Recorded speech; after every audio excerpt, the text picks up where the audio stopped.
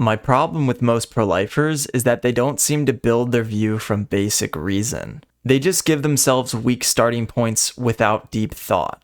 So I don't think that it's consciousness that makes us valuable. What makes us valuable is that we're members of a kind, of a rational kind, and every member of that kind has equal intrinsic value. So I just think that every human being has equal rights, equal dignity, and that this phrase, every human being, would include every member of the human species. So that begins at fertilization, and then that would end when someone dies, when their body parts no longer function together as a whole. So when their body parts, you begin to decompose. When your body starts to fall apart, that's when you stop existing. You start existing when your body parts work together to allow you to grow and develop, which biologists would agree happens at fertilization. The main problem is that Trent is still begging the question. He says we have value because we're part of a rational kind, but that doesn't clear anything up. It's the same problem many Christians run into when they say God is the source of morality. They're pushing the need for proof down the road, but proof is what skeptics need before they accept a claim as true. Trent has to stop the regress. He needs to tell us why human life has value in and of itself. Why is death bad? Why is it bad to cause the death of an infant or the death of you or me, but not bad? Most people agree it's not bad to cause the death of like a pig. This is a good question. The answer is simple. Death is bad because people don't want it. No, I'm serious. It's that simple. Most people don't understand that value isn't floating around in the cosmos. Value comes from people. People decide what has value. And most people value life more than death. That's why people hate death. That's why they call it bad. I think most people agree that death is bad because it's deprivational. It deprives us of something. It's bad when humans die, not because they have necessarily a desire to live. Animals don't, like infants don't have that. But what makes death bad for humans is it deprives a human of unique experiences. Like if an infant dies, they lose a future like ours. The funny part here is that Trent gets it right. He fully gets the idea of value. He's answering his own point. This is one of the big problems for moral realists. Death is deprivational. It takes from us. And people don't value losing what they love. But that's the irony. Even when Trent gets this, he still can't fit it with his moral realist view of value in itself. So, like, I would say it's evil to rape someone. It is wrong to do that, and it is a fact that no one should ever do that, full stop. So, here's the problem.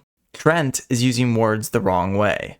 This is the wider problem with moral realism in general. They want morality to count as objective, so they can speak as if it can't be doubted. In the same way that the sky is blue or Africa is a continent, realists want to say murder is wrong. But the real problem comes down to word equivocation. It's evil to rape someone. Okay, but what do you mean by that? Is evil a report, an expression, a prescription, or a social norm? The terms evil and good are too vague. They're often used in place of right and wrong, but that only creates more confusion. The problem is treating evil acts as though they're a kind of thing that simply are or are not, in the same way plain facts are. That's not how these words work in normal, descriptive language. When moral realists use words like right and wrong, they're very clearly not just naming events. They're prescribing, condemning, and imposing a norm on society, while speaking in the grammar of fact stating. So let's say that you had two people and they came together and we were observing the natural world, and two people had a disagreement over if I dropped this cup, will the cup go to the ground or not, right? Do we believe in gravity, essentially? I think that if there was a disagreement between those two people, I think that we can run tests that appeal to our faculty where we can... God damn it, Brian! There's a motorcycle sorry. outside. Sorry, the guys. There's studio. been. We can- Is so- it a leaf blower? Or No, I don't know who what knows? it We all is. there's All right. sense data that basically we can acquire from the real world, and then it can, assuming none of us are psychotic or delusional, we can come to an agreement over whether the cup will fall or not.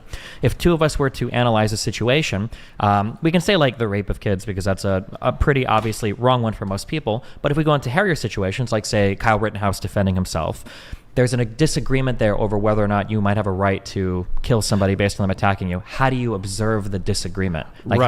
how do you reconcile who's right or wrong if there's a moral fact there? Moral realists will never be able to answer these hard points because they don't really grasp what they're talking about.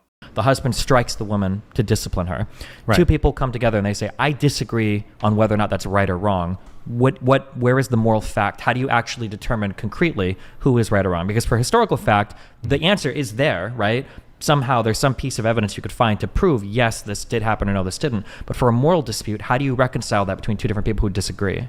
Well, I think what you would do is you would start with the most basic intuitions that we can see are correct, like just starting with you ought to do good and avoid evil. It's wrong to rape and torture someone because it's fun for you. Courage is better than cowardice. And these are just basement level things that people can see are true. Just like we can see the natural world around us, we can see the external world. There might be some colorblind people who can't see it like we do, but that doesn't take away from the objective thing.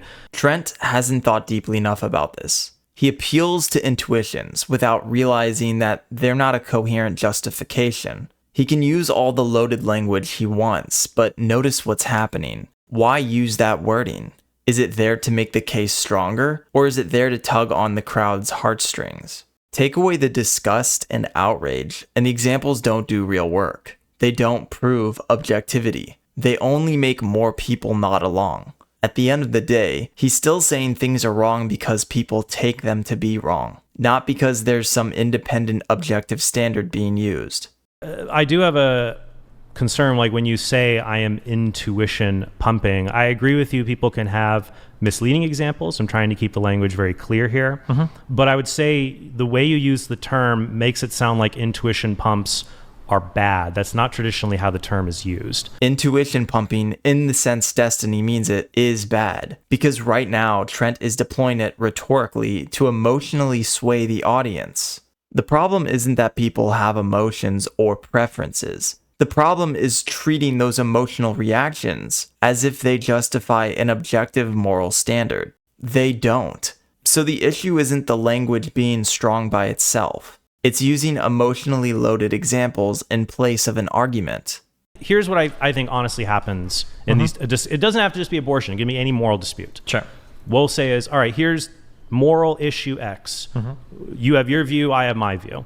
And we critique, and a lot of the ways we critique each other's views is your view leads to these crazy consequences. Yeah, but your view leads to crazy consequences. So then we kind of say, okay, whose view leads to kind of less crazy consequences? And that may be the more reasonable view we ought to hold. I think that happens a lot in moral discourse. Trent Horn is a consequentialist. Confirmed.